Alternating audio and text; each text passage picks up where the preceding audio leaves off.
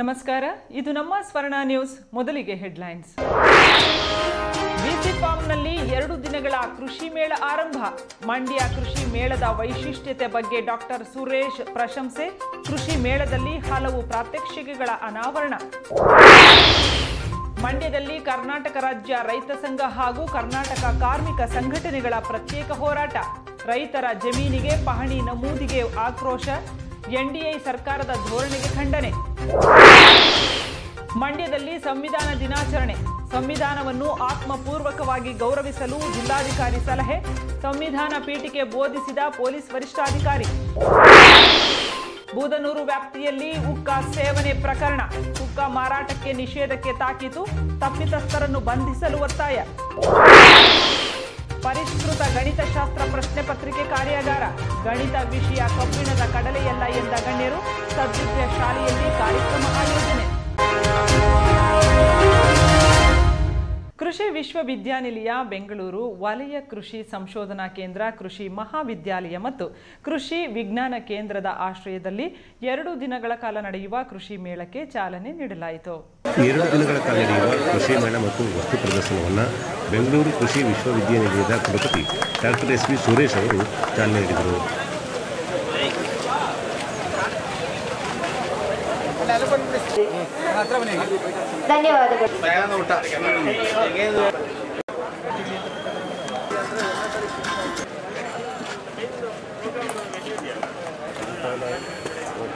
ನಂತರ ನಡೆದ ವೇದಿಕೆ ಕಾರ್ಯಕ್ರಮವನ್ನು ಗಣ್ಯರು ದೀಪ ಬೆಳಗಿಸುವ ಮೂಲಕ ಉದ್ಘಾಟಿಸಿದರು.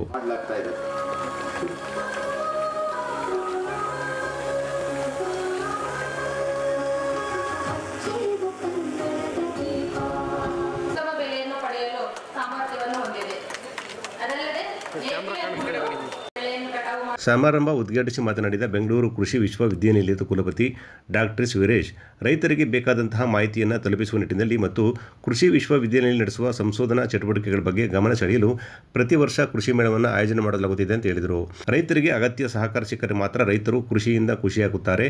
ಮಂಡ್ಯದ ಕೃಷಿ ಮೇಳ ವಿಶಿಷ್ಟ ಮತ್ತು ವೈಶಿಷ್ಟ್ಯತೆಯಿಂದ ಕೂಡಿದೆ. ನಿಜವಾದ ಸ್ವಯಂ ಕೃಷಿ ಮಾಡುವ ರೈತರ ಹೆಚ್ಚಿನ ಪ್ರಮಾಣದಲ್ಲಿ ಭಾಗವಹಿಸುವಿಕೆ ಮತ್ತು ಮಂಡ್ಯದ ಕೃಷಿ ಮೇಳದಲ್ಲಿ ನೋಡಲು ಸಾಧ್ಯ. ಇದು ಮಂಡ್ಯದ ಕೃಷಿ ಮೇಳದ ವಿಶಿಷ್ಟತೆ. ಕೃಷಿ ಮೇಳ ನೇರವಾಗಿ ಕೃಷಿಕರಿಗೆ ತಲುಪಿಸುವ ನಿಟ್ಟಿನಲ್ಲಿ ಮಂಡ್ಯದ ಕೃಷಿ ಮೇಳ ವಿಶ್ವವಿದ್ಯಾನಿಲಯಗಳಿಗೆ ಸೇತುವೆಯಾಗಿ ಕಾರ್ಯನಿರ್ವಹಿಸುತ್ತಿದೆ ಅಂತ ಹೇಳಿದರು. ಯಾವುದೇ ಜಾಗಕ್ಕೆ ಹೋದರೂ ನಾವು ಯಥೇಚ್ಛವಾದಂಥ ರಾಸಾಯನಿಕ ಗೊಬ್ಬರಗಳನ್ನು ಬಳಸಿ ಮಣ್ಣಿನ ಫಲವತ್ತತೆಯನ್ನು ನಾವು ಕಳ್ಕೊಳ್ತಾ ಇದ್ದೀವಿ. ಈ ಮಣ್ಣಿನ ಫಲವತ್ತತೆಯನ್ನು ಮತ್ತೆ ಪುನರ್ರೂಪಿಸ್ಕೋಬೇಕಾಗಿದೆ. ನಾವು ಅದನ್ನ ಮತ್ತೆ ಈ ಮಣ್ಣಿನ ಗುಣಮಟ್ಟವನ್ನ ಕಾಪಾಡಿಕೊಳ್ಳುವಂಥ ಕೆಲಸವನ್ನ ಮಾಡಬೇಕಾಗಿದೆ. ಅದು ಮಂಡ್ಯದಂಥ ಪ್ರದೇಶದಲ್ಲಿ ಅದಕ್ಕೆ ಅತಿ ಹೆಚ್ಚಿನ ಗಮನವನ್ನು ನಾವು ಕೊಡಲೇಬೇಕಾಗಿದೆ, ಆದ್ಯತೆಯನ್ನು ನೀಡಬೇಕಾಗಿದೆ. ಯಾಕೆಂದರೆ ಅತಿಯಾದಂಥ ನೀರಾವರಿ, ಅತಿಯಾದಂಥ ರಸಗೊಬ್ಬರಗಳ ಬಳಕೆ ಮತ್ತೆ ಕೀಟನಾಶಕಗಳ ಬಳಕೆ ಭೂಮಿಯ ಮೇಲ್ಪದರವನ್ನು ಗಟ್ಟಿ ಮಾಡ್ತಾ ಇದೆ. ಮತ್ತೆ ಭೂಮಿಯ ಗುಣಮಟ್ಟವನ್ನು, ಅದರಲ್ಲಿರುವಂಥ ಪೋಷಕಾಂಶಗಳನ್ನು ಗಿಡ ಹೀರ್ಕೊಳ್ಳುವಂಥ ಶಕ್ತಿಯನ್ನು ಆ ಮಣ್ಣು ಕಳ್ಕೊಳ್ತಾ ಇದೆ. ಇಂಥ ಸಂದರ್ಭದಲ್ಲಿ ನಮಗೆ ಆ ಮಣ್ಣಿನ ಫಲವತ್ತತೆಯನ್ನು ಪುನರ್ರೂಪಿಸುವಂಥ ಕೆಲಸವನ್ನು ನಾವು ಮಾಡಬೇಕು. ಆ ನಿಟ್ಟಿನಲ್ಲೇ ಇವತ್ತು ಕರ್ನಾಟಕ ಸರ್ಕಾರ ಅತಿ ಹೆಚ್ಚಿನ ಪ್ರಾಮುಖ್ಯತೆಯನ್ನು ಸಾವಯವ ಕೃಷಿ ಮತ್ತು ಸಮಗ್ರ ಪೋಷಕಾಂಶಗಳ ಬಳಕೆಗೆ ನಮ್ಮನ್ನು ಹೆಚ್ಚು ಉತ್ತೇಜಿಸುವಂಥ ಕೆಲಸಗಳನ್ನು ಮಾಡ್ತಾ ಇದೆ. ಇದರಿಂದ ಮುಂದಿನ ದಿನಗಳಲ್ಲಿ ನಾವು ಮಣ್ಣಿನ ಸಂರಕ್ಷಣೆಯನ್ನು ಮಾಡ್ಕೋಬಹುದು. ಇದೇ ವೇದಿಕೆಯಲ್ಲಿ ಬೆಂಗಳೂರು ಕೃಷಿ ವಿಶ್ವವಿದ್ಯಾನಿಲಯದ ವ್ಯವಸ್ಥಾಪನಾ ಮಂಡಳಿ ಸದಸ್ಯರಾದ doctor T K Prabhakar, doctor H L Harish, S Dinesh, ಕುಲಸಚಿವರಾದ doctor K C Narayanaswamy, doctor Shivaramu, doctor Shivalingaiah, ವಿಶ್ವವಿದ್ಯಾನಿಲಯ ವಿಸಿ ಫಾರಂ ಡೀನ್ ಹಾಗೂ ಆವರಣದ ಮುಖ್ಯಸ್ಥರಾದ ಡಾಕ್ಟರ್ ಫಾತಿಮಾ, ವಲಯ ಕೃಷಿ ಸಂಶೋಧನಾ ಕೇಂದ್ರ ವಿಸಿ ಫಾರಂನ ಸಹ ಸಂಶೋಧಕ ನಿರ್ದೇಶಕರಾದ ಡಾಕ್ಟರ್ ಶಿವಕುಮಾರ್, ಸಹ ವಿಸ್ತರಣಾ ನಿರ್ದೇಶಕರಾದ ಡಾಕ್ಟರ್ ರಂಗನಾಥ್, ಗಾಣದಾಳು ಗ್ರಾಮ ಪಂಚಾಯಿತಿ ಅಧ್ಯಕ್ಷರಾದ ಎಂಬಿ ಕುಳ್ಳೇಗೌಡ ಸೇರಿದಂತೆ ಅಧಿಕಾರಿಗಳು ಹಾಗೂ ರೈತರು ಪಾಲ್ಗೊಂಡಿದ್ದರು. ನಂತರ ನಡೆದ ವಸ್ತು ಪ್ರದರ್ಶನ ಗಮನ ಸೆಳೆಯಿತು. 250ಕ್ಕೂ ಹೆಚ್ಚು ಮಳಿಗೆಗಳಲ್ಲಿ ವಿವಿಧ ಮಾದರಿಯ ಪ್ರಾತ್ಯಕ್ಷಿಕೆಗಳನ್ನು ಏರ್ಪಡಿಸಲಾಗಿತ್ತು. ಪ್ರವೇಶ ದ್ವಾರದಲ್ಲಿಯೇ ಕಬ್ಬು, ಭತ್ತ, ಮುಸುಕಿನ ಜೋಳ, ಸೊಪ್ಪು ಮತ್ತು ತರಕಾರಿ ಸೇರಿದಂತೆ ವಿವಿಧ ಹೊಸ ಸುಧಾರಿತ ಬೆಳೆಗಳ ಮಾಹಿತಿ ಪ್ರಾತ್ಯಕ್ಷಿಕೆ ನೀಡಲಾಗುತ್ತಿತ್ತು. ಸಾವಿರಾರು ಸಂಖ್ಯೆಯಲ್ಲಿ ವಿದ್ಯಾರ್ಥಿಗಳು ಹಾಗೂ ನಾಗರಿಕರು ಮೇಳದಲ್ಲಿ ಪಾಲ್ಗೊಂಡಿದ್ದರು. ಜನರು ಕೃಷಿ ಸಲಕರಣೆಗಳು, ಹೈನುಗಾರಿಕೆ, ಸಾವಯವ ಪದಾರ್ಥ, ಸಾವಯವ ಗೊಬ್ಬರ, ಕೀಟನಾಶಕ ಸೇರಿದಂತೆ ರೈತರಿಗೆ ಅನುಕೂಲವಾಗುವಂಥ ಮಳಿಗೆಗಳನ್ನು ತೆರೆಯಲಾಗಿತ್ತು. ಸಾರಥಿ ಸಾಲಿನಲ್ಲಿ ಮಳಿಗೆಗೆ ಹೋಗುತ್ತಿದ್ದ ರೈತರು, ವಿದ್ಯಾರ್ಥಿಗಳು, ತಜ್ಞರಿಂದ ಮಾಹಿತಿಯನ್ನು ಪಡೆದುಕೊಂಡರು. ಹೆಚ್ಚಿನ ಸಂಖ್ಯೆಯಲ್ಲಿ ರೈತರು ಪಾಲ್ಗೊಳ್ಳುವಂತೆ ಅಧಿಕಾರಿಗಳು ಮನವಿ ಮಾಡಿಕೊಂಡರು. ರೈತರ ಜಮೀನಿಗೆ ವಕ್ಫ್ ಮಂಡಳಿ ಎಂದು ಪಹಣಿಯಲ್ಲಿ ನಮೂದು ಮಾಡುತ್ತಿರುವ ಕ್ರಮವನ್ನ ಕೂಡಲೇ ಕೈಬಿಡಬೇಕು. ಜೊತೆಗೆ ಪಂಜಾಬಿನ ಜಗಜಿತ್ ಸಿಂಗ್ ದಲೇವಾಲಾರವರು ಹರಿಯಾಣದ ಗಡಿ ಬಾರ್ಡರ್ನಲ್ಲಿ ನಡೆಯುತ್ತಿರುವ ಅಮರನಾಥ ಉಪವಾಸವನ್ನ ಬೆಂಬಲಿಸಿ ಕರ್ನಾಟಕ ರಾಜ್ಯ ರೈತ ಸಂಘದ ನೇತೃತ್ವದಲ್ಲಿ ಮಂಡ್ಯದಲ್ಲಿ ಹೋರಾಟ ನಡೆಸಲಾಯಿತು. ಜಿಲ್ಲಾಧಿಕಾರಿಗಳ ಕಚೇರಿ ಮುಂಭಾಗ ಸಮಾವೇಶಗೊಂಡ ಕರ್ನಾಟಕ ರಾಜ್ಯ ರೈತ ಸಂಘದ ಕಾರ್ಯಕರ್ತರು ಮತ್ತು ಪದಾಧಿಕಾರಿಗಳು ಕನಿಷ್ಠ ಬೆಂಬಲ ಬೆಲೆ ಖಾತ್ರಿ ಕಾನೂನು ಜಾರಿಯಾಗಬೇಕು, ಡಾಕ್ಟರ್ MS ಸ್ವಾಮಿನಾಥನ್ ವರದಿಯಂತೆ ಕನಿಷ್ಠ ಬೆಂಬಲ ಬೆಲೆ ನಿಗದಿ ಮಾಡಬೇಕು, ದೇಶದ ರೈತರ ಸಂಪೂರ್ಣ ಸಾಲ ಮನ್ನಾ ಆಗಬೇಕು, ಫಸಲ್ ಬಿಮಾ ಬೆಳೆ ವಿಮೆ ಪದ್ಧತಿ ನೀತಿ ಬದಲಾಗಬೇಕು, 60 ವರ್ಷ ತುಂಬಿದ ರೈತರಿಗೆ ಪಿಂಚಣಿ ಯೋಜನೆ ಜಾರಿಗೆ ತರುವಂತೆ ಹಲವು ಬೇಡಿಕೆಗಳನ್ನು ಈಡೇರಿಸಬೇಕಂತ ಒತ್ತಾಯಿಸಿದರು.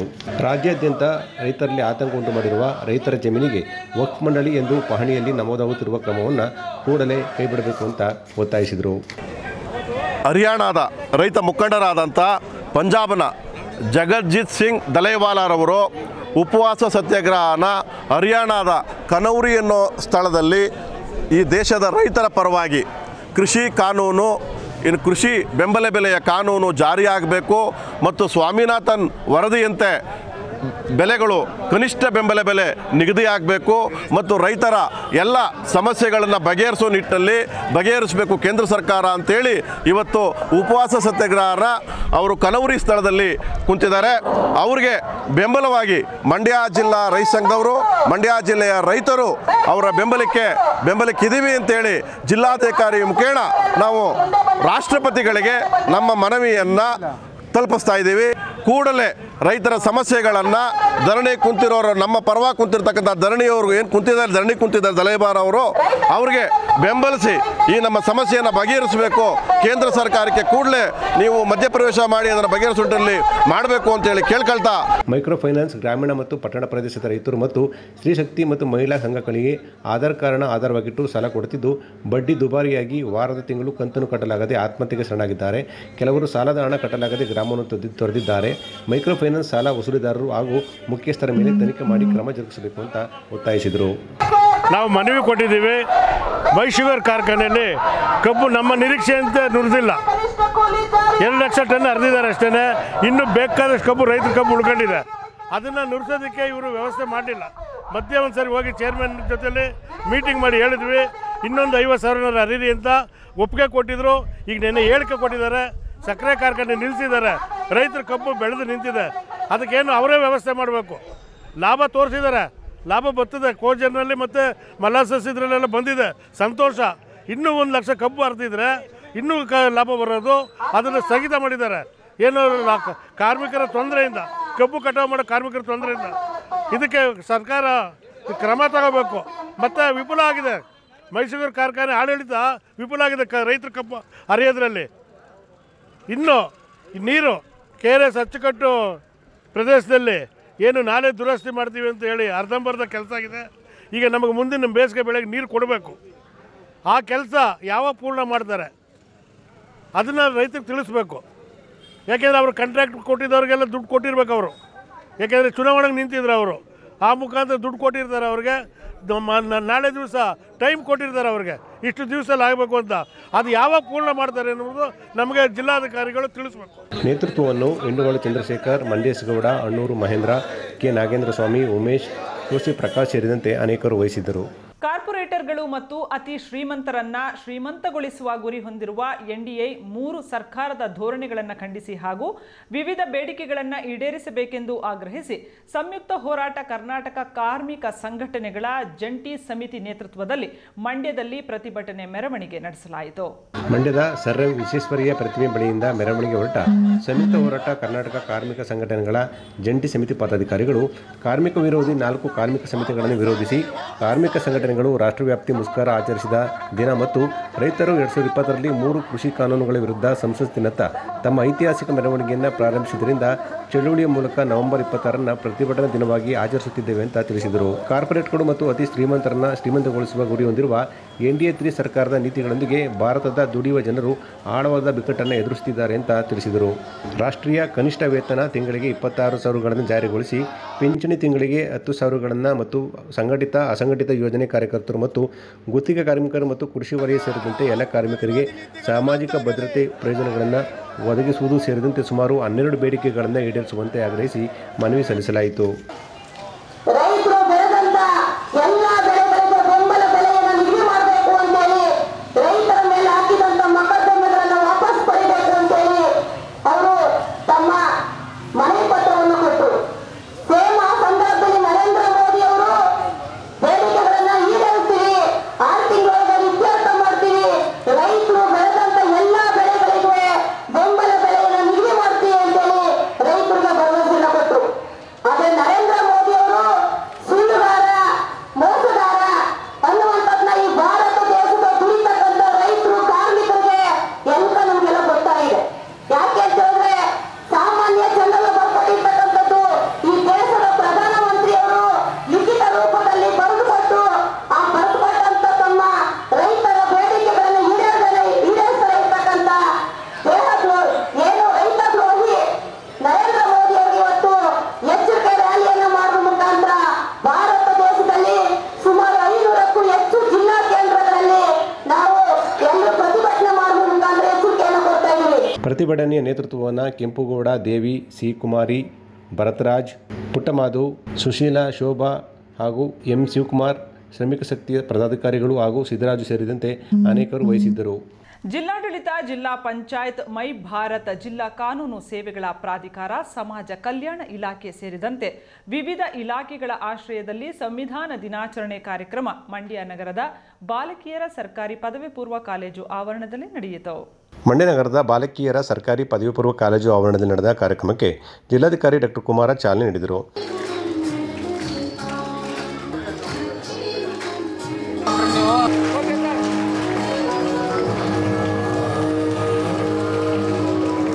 ನಂತರ ಮಾತನಾಡಿದ ಜಿಲ್ಲಾಧಿಕಾರಿಗಳು, ಪ್ರತಿಯೊಬ್ಬ ಭಾರತೀಯನ ಧ್ವನಿ ಎಂದರೆ ಅದು ನಮ್ಮ ಸಂವಿಧಾನ.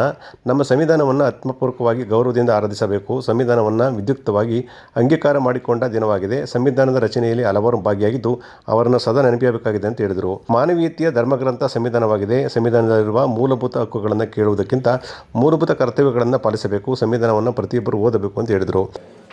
ನಮಗೆಲ್ಲ ತಿಳಿದಂತೆ ಪ್ರತಿಯೊಬ್ಬ ಭಾರತೀಯ ಪ್ರಜೆಯ ಎದೆಯ ಧ್ವನಿ ಅಂದರೆ ಅದು ನಮ್ಮ ಸಂವಿಧಾನ. ಹಾಗಾಗಿ ಆ ನಮ್ಮ ಸಂವಿಧಾನವನ್ನು ನಾವೆಲ್ಲರೂ ಕೂಡ ಅತ್ಯಂತ ಆತ್ಮಪೂರ್ವಕವಾಗಿ ಆತ್ಮಗೌರವವನ್ನು ಹೊಂದಿ ನಾವು ಆರಾಧಿಸಬೇಕಾಗ್ತದೆ. ಹಾಗಾಗಿ ಪ್ರತಿಯೊಬ್ಬ ಪ್ರಜೆಯಲ್ಲಿಯೂ ಕೂಡ ಸಂವಿಧಾನದ ಬಗ್ಗೆ ಅತಿಯಾದಂಥ ಪ್ರೀತಿ, ವಿಶ್ವಾಸ, ಗೌರವ ಎಲ್ಲವೂ ಕೂಡ ಬೇಕು.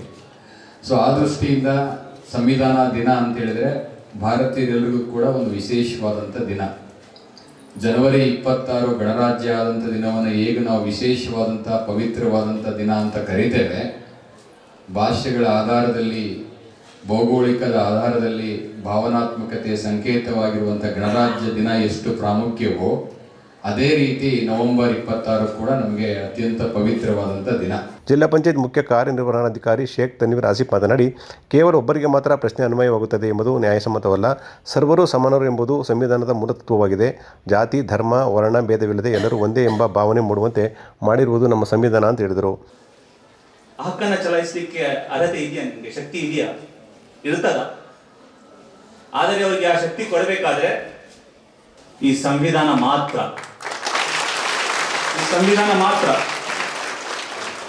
ಯಾಕಂದ್ರೆ ಈ ಸಂವಿಧಾನದಲ್ಲಿ ನಾವು ನಮ್ಮ ಹಕ್ಕನ್ನ ಅರ್ಪಿಸಿದ್ದೇವೆ.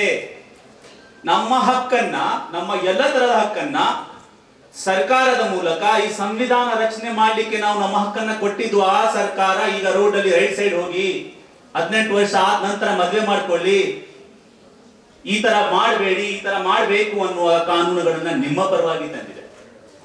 ಆ ಕಾನೂನುಗಳ ಮತ್ತು ಈ ಸಂವಿಧಾನದ ಆತ್ಮಸಾಕ್ಷಿ ಮತ್ತೆ ಹೃದಯವಂತ ಒಂದು ನಮ್ಮ ಸಮಾಜದಲ್ಲಿ ಆ ಹಕ್ಕನ್ನ ನಾವು ಕೊಟ್ಟಿರುವವರು ನಾವೇ. ಅದಕ್ಕೆ ಕಾಪಾಡುವರು ಕೂಡ ಯಾರಿರ್ಬೇಕು? ಯಾಕೆ ಕಾಪಾಡಬೇಕು? ಆ ಹಕ್ಕು, ಆ ಸಂವಿಧಾನ, ಆ ಕಾನೂನು ಇಲ್ಲದೆ ಹೋದ್ರೆ ಬಲವಂತನು ಬಲಹೀನರ ಮೇಲೆ ಅತ್ಯಾಚಾರವನ್ನು ಮಾಡೇ ಮಾಡ್ತಾನೆ. ಇದೇ ಸಂದರ್ಭದಲ್ಲಿ ಜಿಲ್ಲಾ ಪೊಲೀಸ್ ವರಿಷ್ಠಾಧಿಕಾರಿ ಮಲ್ಲಿಕಾರ್ಜುನ ಬಾಲದಂಡಿ ಅವರು ಸಂವಿಧಾನ ಪೀಠಿಕೆಯನ್ನು ಬೋಧಿಸಿದರು. ಒಂದು ಸಾರ್ವಭೌಮ, ಸಮಾಜವಾದಿ, ಜಾತ್ಯತೀತ, ಸರ್ವ ಮತ್ತು ಅದರ ಸಮಸ್ತ ನಾಗರಿಕರಿಗೆ ಸಾಮಾಜಿಕ, ಆರ್ಥಿಕ ಮತ್ತು ರಾಜಕೀಯ ನ್ಯಾಯ ವಿಚಾರ. ವೇದಿಕೆಯಲ್ಲಿ ಮೈಸೂರು ಅಧ್ಯಕ್ಷರಾದ ಶ್ರೀ ಗಂಗಾಧರ್, ನಗರಸಭಾ ಅಧ್ಯಕ್ಷರಾದ MU ಪ್ರಕಾಶ್, ಉಪಾಧ್ಯಕ್ಷ ಅರುಣ್ಕುಮಾರ್, ಸಿದ್ದಲಿಂಗೇಶ್ ಸೇರಿದಂತೆ ಇನ್ನಿತರರು ಪಾಲ್ಗೊಂಡಿದ್ದರು. ಮಂಡ್ಯ ತಾಲೂಕಿನ ಬೂದನೂರು ಗ್ರಾಮದ ಬೇಲೂರು ರಸ್ತೆಯ ಗದ್ದೆ ಬೈಲಿನಲ್ಲಿ ಫ್ಲೋ ಕೆಫೆ ಎಂಬ ಹುಕ್ಕಾ ಬಾರ್ನಲ್ಲಿ ಅಕ್ರಮವಾಗಿ ಒಳ ಪ್ರವೇಶಿಸಿ ಕಳವು ಮಾಡಿದ್ದಲ್ಲದೆ ಹುಕ್ಕಾ ಸೇವನೆ ಮಾಡಿದ ಪ್ರಕರಣಕ್ಕೆ ಸಂಬಂಧಿಸಿದಂತೆ ಹುಕ್ಕಾ ಮಾರಾಟಕ್ಕೆ ಬೆಂಬಲಿಸಿದ್ದವರ ಬಂಧಿಸಿ ತನಿಖೆ ನಡೆಸಲು ಜಿಲ್ಲಾಡಳಿತ ಮುಂದಾಗಬೇಕು ಎಂದು ಹೋರಾಟಗಾರ ಬೂದನೂರು ಸತೀಶ್ ಒತ್ತಾಯಿಸಿದರು. ಸುದ್ದಿಗೋಷ್ಠಿಯಲ್ಲಿ ಮಾತನಾಡಿದ BK ಸತೀಶ್ ರವರು ಸದರಿ ಸ್ಥಳದಲ್ಲಿ ಹುಕ್ಕಾ ಬಾರ್ಗೆ 2022ರಲ್ಲಿ ಅನುಮತಿ ಪಡೆದಿದ್ದು 2024ರಲ್ಲಿ ಹುಕ್ಕಾ ಬಾರ್ಗೆ ಸರ್ಕಾರ ನಿಷೇಧ ಹೇರಿದ್ದರೂ ಅಕ್ರಮವಾಗಿ ಹುಕ್ಕಾ ಬಾರ್ ನಡೆಯುತ್ತಿದ್ದು, ಇದನ್ನು ಗಮನಿಸಿದ ಅಪ್ರಾಪ್ತ ಬಾಲಕರು ಕಳವು ಮಾಡಿರುವುದು ಅಲ್ಲಿನ CCTV ದೃಶ್ಯಗಳಿಂದ ಬಹಿರಂಗಗೊಂಡಿತ್ತು. ಈಗ ಅಪ್ರಾಪ್ತನೊಬ್ಬ ಹುಕ್ಕಾ ಸೇವನೆಯ ವಿಡಿಯೋಗಳು ಹರಿದಾಡುತ್ತಿವೆ ಎಂದು ಹೇಳಿದರು. ಈ ಪ್ರಕರಣವು ನಡೆದ ಸ್ಥಳವು ಗೋಮಾಳವಾಗಿದ್ದು, ಇದನ್ನು ಯಾವುದೇ ರೀತಿಯಲ್ಲಿ ವಾಣಿಜ್ಯ ವಹಿವಾಟಿಗೆ ನೀಡಲು ಅವಕಾಶವಿಲ್ಲದಿದ್ದರೂ ಬೂದನೂರು ಗ್ರಾಮ ಪಂಚಾಯಿತಿ PDO ಸದಸ್ಯರ ಒತ್ತಾಯದ ಮೇರೆಗೆ ಅನುಮತಿ ನೀಡಿದ್ದಾರೆ. ಅದಲ್ಲದೆ ಈ ಪ್ರಕರಣ ಹೊರತಂದವರ ವಿರುದ್ಧವೇ ದೂರು ದಾಖಲಿಸುವಂತಹ ಘಟನೆಗಳು ನಡೆದಿದ್ದಾವೆ ಅಂತ ಅವರು ಹೇಳಿದರು. ಪರವಾನಗಿ ಕೊಡ್ತಾನೆ ಮುಂದೆ ಈ ಅನಾಹುತ ಆಗುತ್ತೆ.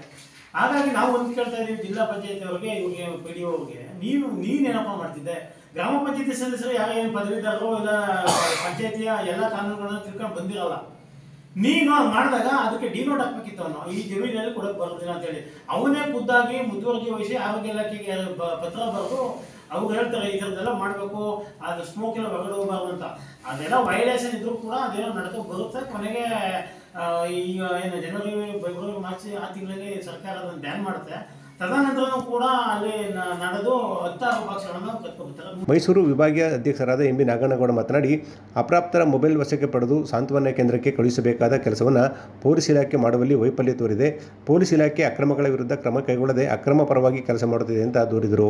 ಈ ಪ್ರಕರಣ ಸಂಬಂಧ ವೈಫಲ್ಯ ತೋರಿದ ಆರೋಗ್ಯ ಇಲಾಖೆ, ಪೊಲೀಸ್ ಇಲಾಖೆ ಮತ್ತು ಬೂದನೂರು ಗ್ರಾಮ ಪಂಚಾಯಿತಿ PDO ವಿರುದ್ಧ ಕ್ರಮ ಕೈಗೊಳ್ಳಬೇಕು. ತತ್ಕ್ಷಣ ಅಪ್ರಾಪ್ತ ಬಾಲಕರ ಮೊಬೈಲ್ ವಶಕ್ಕೆ ಪಡೆಯಬೇಕು. ಹೆಚ್ಚಿನ ಮಟ್ಟದ ತನಿಖೆ ಮಾಡಬೇಕು ಅಂತ ಒತ್ತಾಯಿಸಿದರು.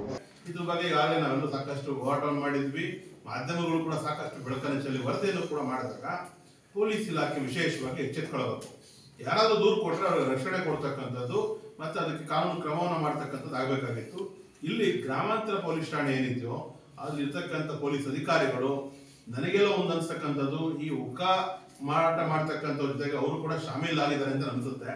ಯಾಕಂತ ಹೇಳಿದ್ರೆ ಕ್ರಮಗಳನ್ನೇ ಮಾಡಿಲ್ಲ ಅವರು. ಸೊ ಹಾಗಾಗಿ ನಾವು ಈ ಮೂಲಕ ಒತ್ತಾಯ ಮಾಡ್ತಕ್ಕಂಥ ಏನಂತ ಹೇಳಿದ್ರೆ, ಒಂದು ಈಗ ಪೊಲೀಸ್ ಇಲಾಖೆ ಇಮಿಡಿಯೇಟ್ ಆಗಿ ಮೊಬೈಲ್ ಅನ್ನ ವಶಕ್ಕೆ ಪಡಿಬೇಕು, ಮತ್ತೆ ಆ ಅಪ್ರಾಪ್ತರಿಗೆ ಒಂದು ಸಾಂತ್ವನ ಕೇಂದ್ರಕ್ಕೆ ಕಳಿಸ್ಕೊಡ್ತಕ್ಕಂಥದ್ದು. ಜೊತೆಗೆ ಈಗ ಅಲ್ಲಿ ಏನು ಕಾನೂನು ಬಾಹಿರವಾಗಿ ನಿರ್ಣಯ ಮಾಡತಕ್ಕಂಥ PDO ಇದ್ದಾರೋ ಆ PDO ಮೇಲೆ ಕ್ರಮ ಆಗಬೇಕು. ಗೋಷ್ಠಿಯಲ್ಲಿ ಗಂಗರಾಜು, ಜಿಲ್ಲಾಧ್ಯಕ್ಷರಾದ ಜಯರಾಮ್, ಸುನಿಲ್, ಕುಳ್ಳ ಉಪಸ್ಥಿತರಿದ್ದರು. ಶಾಲಾ ಶಿಕ್ಷಣ ಇಲಾಖೆ ಮಂಡ್ಯ ಜಿಲ್ಲಾ ಪದವಿ ಪೂರ್ವ ಕಾಲೇಜುಗಳ ಗಣಿತಶಾಸ್ತ್ರ ಉಪನ್ಯಾಸಕರ ವೇದಿಕೆ ಮತ್ತು ಸದ್ವಿದ್ಯಾ ಪದವಿ ಪೂರ್ವ ಕಾಲೇಜು ಇವರ ಸಂಯುಕ್ತ ಆಶ್ರಯದಲ್ಲಿ ಪರಿಷ್ಕೃತ ಗಣಿತಶಾಸ್ತ್ರ ಪ್ರಶ್ನೆ ಪತ್ರಿಕೆಯ ಕಾರ್ಯಾಗಾರ ಹಾಗೂ ಸಾಧಕ ಉಪನ್ಯಾಸಕರಿಗೆ ಸನ್ಮಾನ ಸಮಾರಂಭವು ಮಂಡ್ಯದ ಸದ್ವಿದ್ಯಾ ಸಂಸ್ಥೆಯ ಸಭಾಂಗಣದಲ್ಲಿ ನಡೆಯಿತು. ಸದ್ವಿದ್ಯಾ ಪದವಿ ಪೂರ್ವ ಕಾಲೇಜಿನಲ್ಲಿ ನಡೆದ ಕಾರ್ಯಕ್ರಮವನ್ನು ಪದವಿ ಪೂರ್ವ ಶಿಕ್ಷಣ ಇಲಾಖೆಯ ಉಪನಿರ್ದೇಶಕರಾದ ಚೆರ್ಮಯ್ಯರವರು ಉದ್ಘಾಟಿಸಿದರು.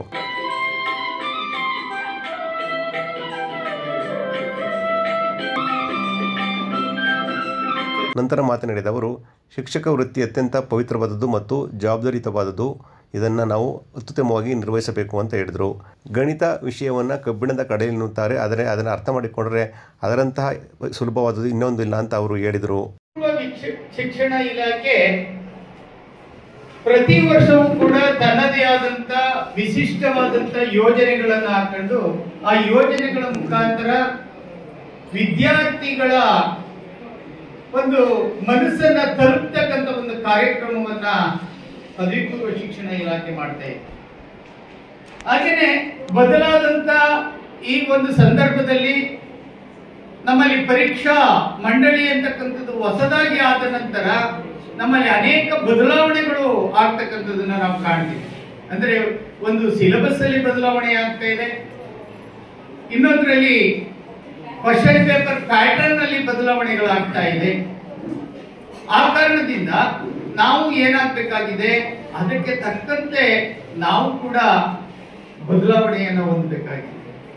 ಆ ಬದಲಾವಣೆಗೋಸ್ಕರ ನಾವೆಲ್ಲರೂ ಕೂಡ ಸೇರಿ ಒಂದು ಕಾರ್ಯಕ್ರಮ ಅನ್ನೋದನ್ನ ಒಂದು ನಾವು ಇಲಾಖೆ ವತಿಯಿಂದ ನಾವು ಹಾಕೊಳ್ತಾ ಇದ್ದೀವಿ. ಅದರ ಮುಖಾಂತರ ನಿಮ್ಮೆಲ್ಲರನ್ನು ಕೂಡ ಒಟ್ಟಿಗೆ ಸೇರಿಸಿ ಅದರಲ್ಲಿ ಆಗ್ತಕ್ಕಂಥ ಗೊಂದಲಗಳೇನು ಮತ್ತೆ ವಿದ್ಯಾರ್ಥಿಗಳಲ್ಲಿ ಆಗ್ತಕ್ಕಂಥ ಆತಂಕಗಳನ್ನ ಯಾವ ರೀತಿಯಾಗಿ ಎದುರಿಸಬೇಕು ಅನ್ನೋದ್ರ ಬಗ್ಗೆ ಡಿಸ್ಕಸ್ ಅನ್ನ ಮಾಡ್ತಕ್ಕಂಥದ್ದು. ಆ ಒಂದು ಕಾರ್ಯಕ್ರಮವನ್ನ ಇವತ್ತು ನಾವು ಹಮ್ಮಿಕೊಂಡು ಈಗ ಯಶಸ್ವಿಯಾಗಿ ಬೆಳಗಿನ ಕಾರ್ಯಕ್ರಮ ಆಗಿದೆ. ನಾವೆಲ್ಲರೂ ಕೂಡ ಈ ಶಿಕ್ಷಕ ವೃತ್ತಿಯನ್ನ ಆರಿಸಿಕೊಂಡು ಬಂದಿರ್ತಕ್ಕಂಥವ್ರು. ಆ ಕಾರಣದಿಂದಲೇ ನಮ್ಗೇನಾದ್ರೂ ಪುನರ್ಜನ್ಮದ ಬಗ್ಗೆ ನಂಬಿಕೆ ಏನಾದ್ರು ಇದ್ರೆ 10 ಜನ್ಮಗಳ ನಂತರ ಈ ಹುಟ್ಟಿದ ನಂತರ ಈ ಶಿಕ್ಷಕ ವೃತ್ತಿ ಅಂತಕ್ಕಂಥದ್ದು ದೊರೆಯುತ್ತದೆ. ಅಂದ್ರೆ ಅದು ಅಷ್ಟು ಪವಿತ್ರವಾದಂತ ಇದೇ ಸಂದರ್ಭದಲ್ಲಿ ಸಾಧಕ ಉಪನ್ಯಾಸಕರನ್ನು ಆತ್ಮೀಯವಾಗಿ ಸನ್ಮಾನಿಸಲಾಯಿತು. ಕಾರ್ಯಕ್ರಮದ ಅಧ್ಯಕ್ಷತೆಯನ್ನು ಸಂಸ್ಥೆಯ ಅಧ್ಯಕ್ಷರಾದ ಹರೀಶ್ ಕುಮಾರ್ ವಹಿಸಿಕೊಂಡಿದ್ದರು. ಈ ಸಂದರ್ಭದಲ್ಲಿ ರಾಜ್ಯ ಸಂಪನ್ಮೂಲ ವ್ಯಕ್ತಿಗಳಾದ ವೆಂಕಟರಾಮಯ್ಯ, ಅಲಗೂರಿನ ಸರ್ಕಾರಿ ಪದವಿ ಪೂರ್ವ ಕಾಲೇಜಿನ ಉಪನ್ಯಾಸಕರಾದ Mahantesh, Chetan Krishna, BS Mamata, Maruti, TU Nataraj, RM ಚನ್ನಕೃಷ್ಣಯ್ಯ, J Nageshwar, ML Krishnegowda, Shivraj, Avinash ಸೇರಿದಂತೆ ಇನ್ನಿತರರು ಪಾಲ್ಗೊಂಡಿದ್ದರು. ಮಂಡ್ಯ ಜಿಲ್ಲೆಯಲ್ಲಿ ಹೆಣ್ಣು ಭ್ರೂಣ ಹತ್ಯೆಯಾಗದಂತೆ ಎಚ್ಚರ ವಹಿಸಿ ಸ್ಕ್ಯಾನಿಂಗ್ ಸೆಂಟರ್ ಹಾಗೂ ಮೆಡಿಕಲ್ ಸ್ಟೋರ್ಗಳ ಮೇಲೆ ತೀವ್ರ ನಿಗಾ ಇಡಬೇಕೆಂದು ಜಿಲ್ಲಾಧಿಕಾರಿ ಡಾಕ್ಟರ್ ಕುಮಾರ ತಿಳಿಸಿದರು. ಜಿಲ್ಲಾಧಿಕಾರಿಗಳ ಕಚೇರಿ ಸಭಾಂಗಣದಲ್ಲಿ ನಡೆದ ಜಿಲ್ಲಾ ಮಟ್ಟದ ಗರ್ಭಪೂರ್ವ ಮತ್ತು ಪ್ರಸವಪೂರ್ವ ಭ್ರೂಣಲಿಂಗ ಪತ್ತೆ ತಂತ್ರ ಕಾಯ್ದೆಯ ಜಿಲ್ಲಾ ಸಲಹಾ ಸಮಿತಿ ಸಭೆಯಲ್ಲಿ ಮಾತನಾಡಿದ ಜಿಲ್ಲಾಧಿಕಾರಿ ಕುಮಾರ್ ಅವರು, ಜಿಲ್ಲೆಯಲ್ಲಿ ಇದುವರೆಗೂ ಭ್ರೂಣ ಹತ್ಯೆಗೆ ಸಂಬಂಧಿಸಿದಂತೆ ದಾಳಿ ನಡೆಸಿದಾಗ ಸ್ಕ್ಯಾನಿಂಗ್ ಸೆಂಟರ್ಗಳಲ್ಲಿ ಹೆಚ್ಚುವರಿ ಸ್ಕ್ಯಾನಿಂಗ್ ಯಂತ್ರಗಳು ಇರುವುದು ಕಂಡುಬಂದಿದ್ದು, ಹೆಚ್ಚುವರಿ ಸ್ಕ್ಯಾನಿಂಗ್ ಯಂತ್ರಗಳನ್ನು ವಶಪಡಿಸಿಕೊಂಡು ಸ್ಕ್ಯಾನಿಂಗ್ ಸೆಂಟರ್ ಮಾಲೀಕರ ಮೇಲೆ ಪ್ರಕರಣ ದಾಖಲಿಸಲಾಗಿದೆ. ಹೆಣ್ಣು ಭ್ರೂಣ ಪತ್ತೆ ಮಾಡುತ್ತಿದ್ದ ಹಾಗೂ ಅಕ್ರಮ ಗರ್ಭಪಾತ ನಡೆಸುತ್ತಿದ್ದ ಒಟ್ಟು 37 ಜನರ ಮೇಲೆ ಪ್ರಕರಣ ದಾಖಲಿಸಲಾಗಿದೆ. ಇವರಿಗೆ ಕಠಿಣ ಶಿಕ್ಷೆಯಾದಾಗ ಮಾತ್ರ ಜನರು ಈ ರೀತಿಯ ಕೃತ್ಯಕ್ಕೆ ಮುಂದಾಗುವುದಿಲ್ಲ ಅಂತ ಹೇಳಿದರು.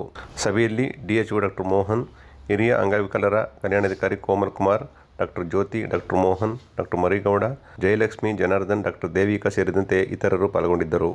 ವಿಶ್ವವಿಖ್ಯಾತ ರಂಗನತಿಟ್ಟು ಪಕ್ಷಿಧಾಮದಲ್ಲಿ ಬನ್ನೇರುಘಟ್ಟದಲ್ಲಿರುವ ರೀತಿಯಲ್ಲಿ ಚಿಟ್ಟೆ ಪಾರ್ಕ್ ನಿರ್ಮಾಣ ಮಾಡಿ ಪ್ರವಾಸಿಗರಿಗೆ ಹೊಸ ಆಕರ್ಷಣೆ ಕಲ್ಪಿಸುವಂತೆ ಅರಣ್ಯ ಜೀವಶಾಸ್ತ್ರ ಮತ್ತು ಪರಿಸರ ಸಚಿವ ಈಶ್ವರ ಖಂಡ್ರೆ ಅಧಿಕಾರಿಗಳಿಗೆ ಸೂಚನೆ ನೀಡಿದರು. ಶ್ರೀರಂಗಪಟ್ಟಣ ಸಮೀಪದ ರಂಗನತಿಟ್ಟಿನಲ್ಲಿ 3 ಹೊಸ ವಿಹಾರ ದೋಣಿಗಳ ಲೋಕಾರ್ಪಣೆ ಮಾಡಲಾಗಿದೆ. ಗೆಂಡೆಹೊಸಳ್ಳಿ ದ್ವೀಪವನ್ನು ರಂಗನತಿಟ್ಟಿನ ರೀತಿಯಲ್ಲಿ ಅಭಿವೃದ್ಧಿಗೆ ಪ್ರಸ್ತಾವನೆ ಸಲ್ಲಿಸಲು ಈಶ್ವರ ಖಂಡ್ರೆ ಸೂಚನೆ ನೀಡಿದ್ದಾರೆ. ವಿಶ್ವವಿಖ್ಯಾತ ರಂಗನತಿಟ್ಟು ಪಕ್ಷಿಧಾಮದಲ್ಲಿ ಬನ್ನೇರುಘಟ್ಟದಲ್ಲಿ ಇರುವ ರೀತಿಯಲ್ಲಿ ಚಿಟ್ಟೆ ಪಾರ್ಕ್ ನಿರ್ಮಾಣ ಮಾಡಿ ಪ್ರವಾಸಿಗರಿಗೆ ಹೊಸ ಆಕರ್ಷಣೆ ಕಲ್ಪಿಸುವಂತೆ ಅರಣ್ಯ ಜೀವಿಶಾಸ್ತ್ರ ಮತ್ತು ಪರಿಸರ ಸಚಿವ ಈಶ್ವರ ಖಂಡ್ರೆ ಸೂಚನೆ ನೀಡಿದ್ದಾರೆ. ರಂಗನತಿಟ್ಟು ಪಕ್ಷಿಧಾಮದಲ್ಲಿ ಹೊಸ ವಿಹಾರ ದೋಣಿಗಳನ್ನು ಉದ್ಘಾಟಿಸಿದ ಅವರು ಅಧಿಕಾರಿಗಳೊಂದಿಗೆ ಸಭೆ ನಡೆಸಿದರು.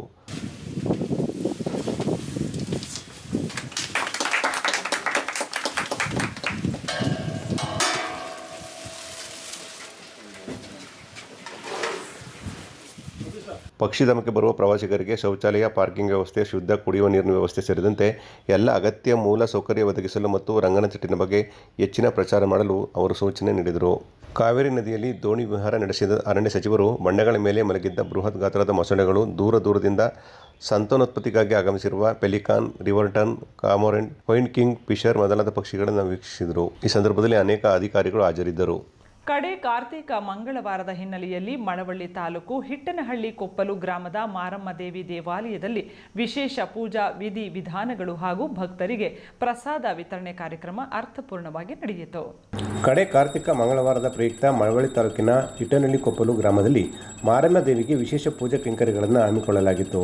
ಮುಂಜಾನೆಯಿಂದಲೇ ದೇವರಿಗೆ ವಿಶೇಷ ಪೂಜಾ ಹವನಗಳನ್ನು ನೆರವೇರಿಸಲಾಯಿತು. ಪೂಜಾ ಕಾರ್ಯಕ್ರಮದ ನಂತರ ಭಕ್ತರಿಗೆ ಉಪಹಾರದ ವ್ಯವಸ್ಥೆ ಮಾಡಲಾಗಿತ್ತು. 5,000ಕ್ಕೂ ಹೆಚ್ಚು ಮಂದಿ ಭಕ್ತರು ಪ್ರಸಾದ ಸೇವಿಸಿದರು. ಕಡೆ ಕಾರ್ತಿಕ ಸೋಮವಾರದಂದು ಮಂಗಳವಾರದಂದು ನಮ್ಮ ಮಾರಮ್ಮ ದೇವಿ ದೇವಸ್ಥಾನದ ಹತ್ರ ಅನ್ನ ಸಂತರ್ಪಣೆ ಕಾರ್ಯಕ್ರಮವನ್ನು ಇಟ್ಕೊಂಡಿರೋದ್ರಿಂದ ಸುಮಾರು 5,000 ಜನಗಳಿಗೆ ಅನ್ನ ಸಂತರ್ಪಣೆ ಕಾರ್ಯಕ್ರಮ ಇಟ್ಕೊಂಡಿರೋದು ಭಕ್ತಾದಿಗಳು ಎಲ್ಲರೂ ಸಹಕರಿಸಿ ಈ ಕಾರ್ಯಕ್ರಮವನ್ನು ಯಶಸ್ವಿಗೊಳಿಸುತ್ತಿದ್ದಾರೆ. ಕಟಾಕ್ಷದಿಂದ ಇವತ್ತು ಕಡೆ ಕಾರ್ತಿಕೆ ಆಗಿರೋದ್ರಿಂದ ಹಿಟ್ಟನಹಳ್ಳಿ ಕೊಪ್ಪಲು ಗ್ರಾಮದಲ್ಲಿ ಭಕ್ತಾದಿಗಳಿಗೆ ಅನ್ನ ಸಂತರ್ಪಣೆ ಕಾರ್ಯಕ್ರಮವನ್ನು ಏರ್ಪಡಿಸಲಾಗಿದೆ. ನಮ್ಮ ಯುವಕ ಮಿತ್ರರು ಎಲ್ಲ ಸೇರಿ ಒಗ್ಗಟ್ಟಿಂದ ಗ್ರಾಮದಲ್ಲಿ ಮಾರಮ್ಮ ದೇವಿಯ ಈ ಪರನ ಪ್ರತಿ ವರ್ಷ ನೆರವೇರಿಸಬೇಕು ಅಂತ ಎಲ್ಲರೂ ಮಾತನಾಡಿ ಯಜಮಾನರುಗಳು ಕೂಡ ಅದಕ್ಕೆ ಸಹಕರಿಸಿ ಇವತ್ತುವರೆಗೂ ಸಂತೃಪ್ತಿಯಿಂದ ಗ್ರಾಮದಲ್ಲಿ ಎಲ್ಲರೂ ಒಗ್ಗಟ್ಟಿಂದ ಈ ಕಾರ್ಯಕ್ರಮವನ್ನು ಅನ್ನ ಸಂತರ್ಪಣಾ ಕಾರ್ಯಕ್ರಮವನ್ನು ಯಶಸ್ವಿಯಾಗಿ ನಡೆಸ್ಕೊಂಡು ಬರ್ತಾ ಇದ್ದಾರೆ. ಭಗವಂತ 3,000 ರಿಂದ 4,000 ಜನ ಈ ಅನ್ನ ಸಂತರ್ಪಣಾ ಕಾರ್ಯಕ್ರಮದಲ್ಲಿ ಊಟದ ವ್ಯವಸ್ಥೆನ ಮಾಡ್ತಾ ಇದೆ. ನೇತೃತ್ವವನ್ನು ಗ್ರಾಮದ ನಾಡಗೌಡ ಲೋಕೇಶ್, ಯಜಮಾನರುಗಳಾದ ಸ್ವಾಮಿಗೌಡ, ರುದ್ರೇಗೌಡ, ಮಂಚೇಗೌಡ, ಬಸವೇಗೌಡ, ವೀರಣ್ಣ, ಮಂಜು, ಕನ್ನಡ ಸೇನೆ ಮಂಜುನಾಥ್, ತಾಲೂಕು ಪಂಚಾಯಿತಿ ಮಾಜಿ ಸದಸ್ಯ ವೀರೇಶ್, ಗ್ರಾಮ ಪಂಚಾಯಿತಿ ಉಪಾಧ್ಯಕ್ಷರಾದ ವೀರೇಶ್ ಸೇರಿದಂತೆ ಯುವಕರು ಹಾಗೂ ಯಜಮಾನರು ಸಮಾರಂಭದಲ್ಲಿ ಪಾಲ್ಗೊಂಡಿದ್ದರು. ಜೈ ಕರ್ನಾಟಕ ಪರಿಷತ್ ವತಿಯಿಂದ ಮಂಡ್ಯ ನಗರದ ಅನ್ನಪೂರ್ಣೇಶ್ವರಿ ನಗರ 11ನೇ ಕ್ರಾಸ್ನಲ್ಲಿ ಕನ್ನಡ ರಾಜ್ಯೋತ್ಸವ ಕಾರ್ಯಕ್ರಮ ಮತ್ತು ಅಖಿಲ ಭಾರತ ಕನ್ನಡ ಸಾಹಿತ್ಯ ಸಮ್ಮೇಳನದ ಚಿಂತನ ಲಹರಿ ಸಮಾರಂಭ ನಡೆಯಿತು.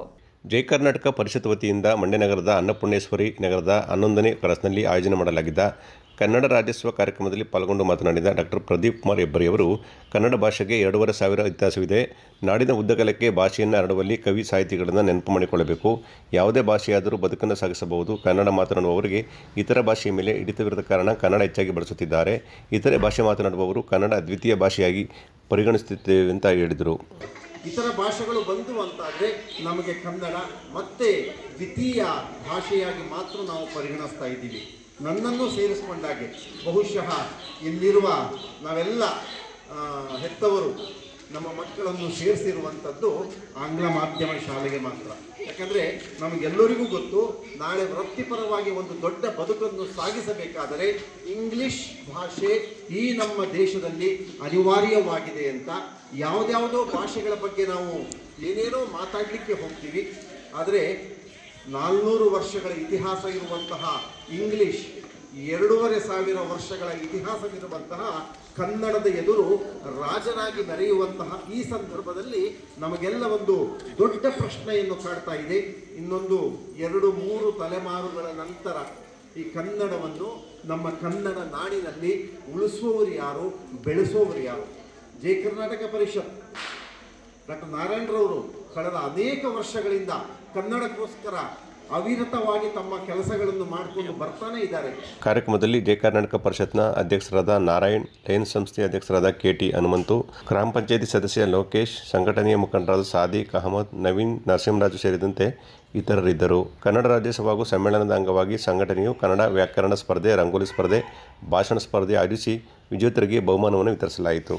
ಮದ್ದೂರು ತಾಲೂಕು ಸರ್ಕಾರಿ ನೌಕರರ ಸಂಘದ ಪದಾಧಿಕಾರಿಗಳ ಅಧಿಕಾರ ಪದಗ್ರಹಣ ಸಮಾರಂಭವು ಶಾಸಕರಾದ KM ಉದಯರವರ ನೇತೃತ್ವದಲ್ಲಿ ಇತ್ತೀಚೆಗೆ ನಡೆಯಿತು. ಮದ್ದೂರು ಪಟ್ಟಣದ ತಾಲೂಕು ಸರ್ಕಾರಿ ನೌಕರರ ಸಂಘದ ಕಚೇರಿಯಲ್ಲಿ ಆಯೋಜಿಸಿದ್ದ ಪದಗ್ರಹಣ ಕಾರ್ಯಕ್ರಮದಲ್ಲಿ ಶಾಸಕ KM ಉದಯ್ ಅವರ ಅಧ್ಯಕ್ಷತೆಯಲ್ಲಿ ನೂತನ ಪದಾಧಿಕಾರಿಗಳ ಅಧಿಕಾರ ಸ್ವೀಕಾರ ಮಾಡಲಾಯಿತು.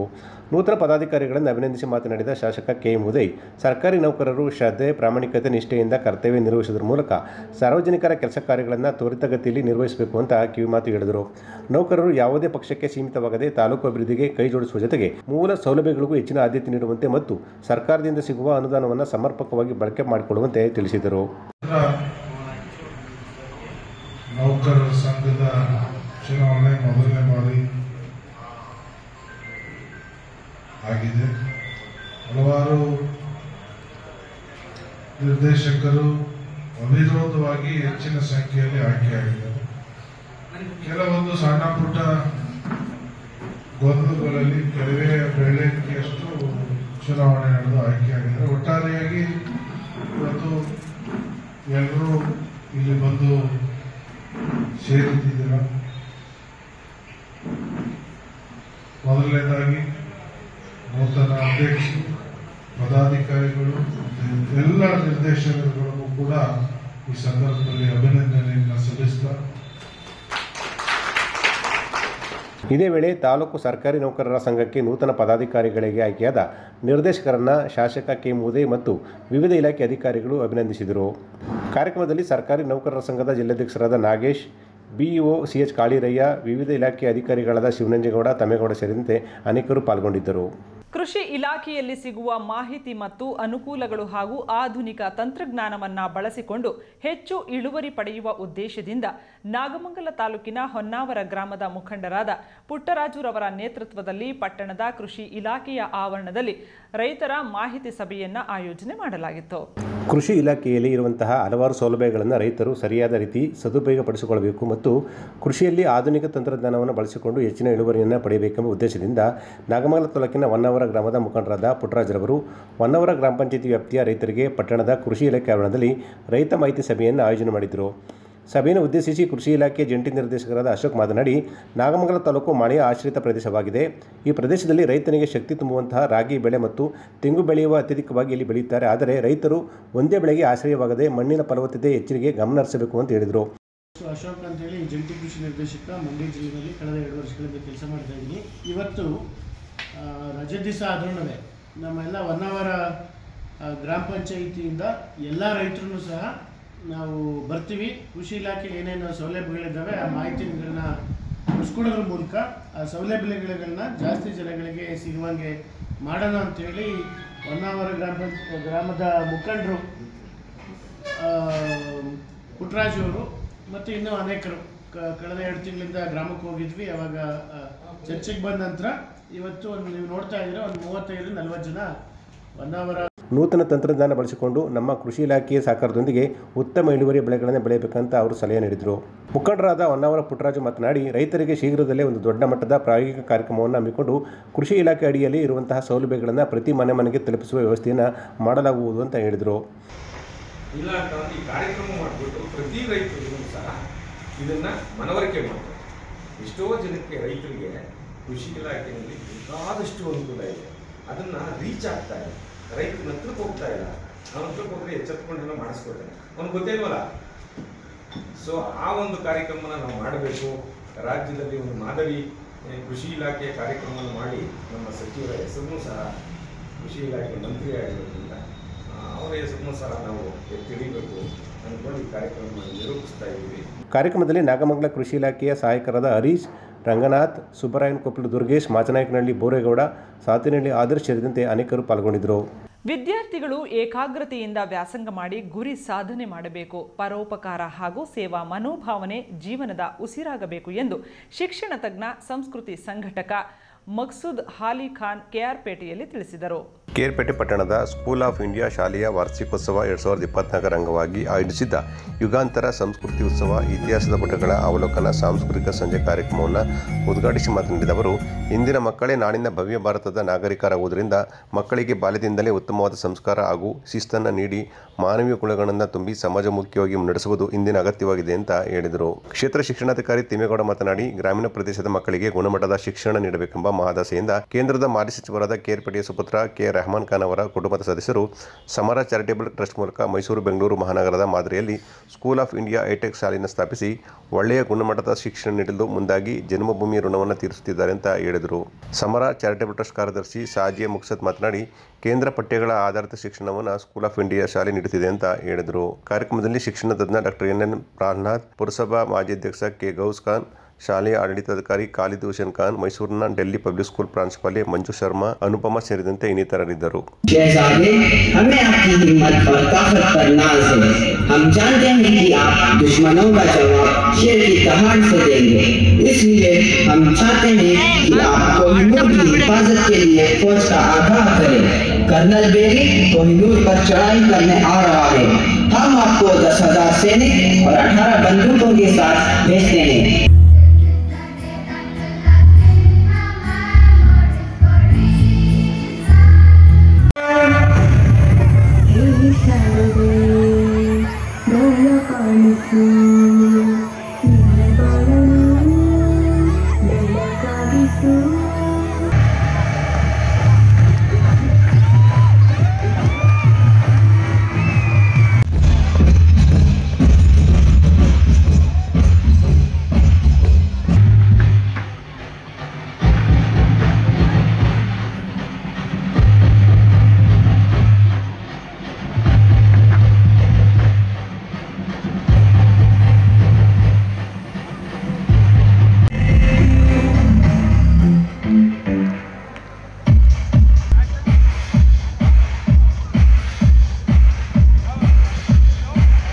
ಕೊನೆಯಲ್ಲಿ ಮತ್ತೊಮ್ಮೆ ಹೆಡ್ಲೈನ್ಸ್.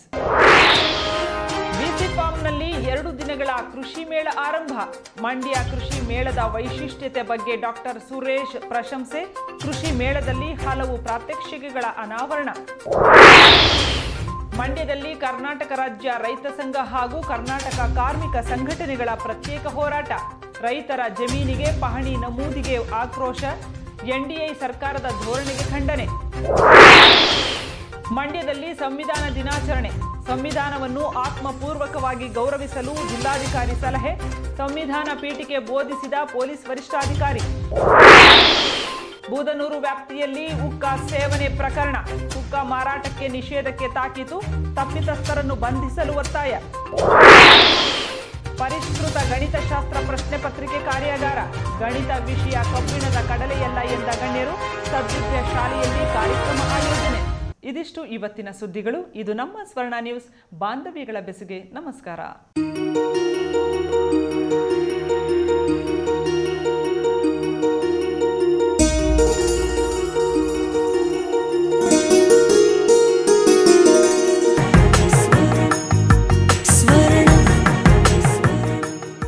ಸ್ವರ್ಣ, ಇದು ಬಾಂಧವ್ಯಗಳ ಬೆಸುಗೆ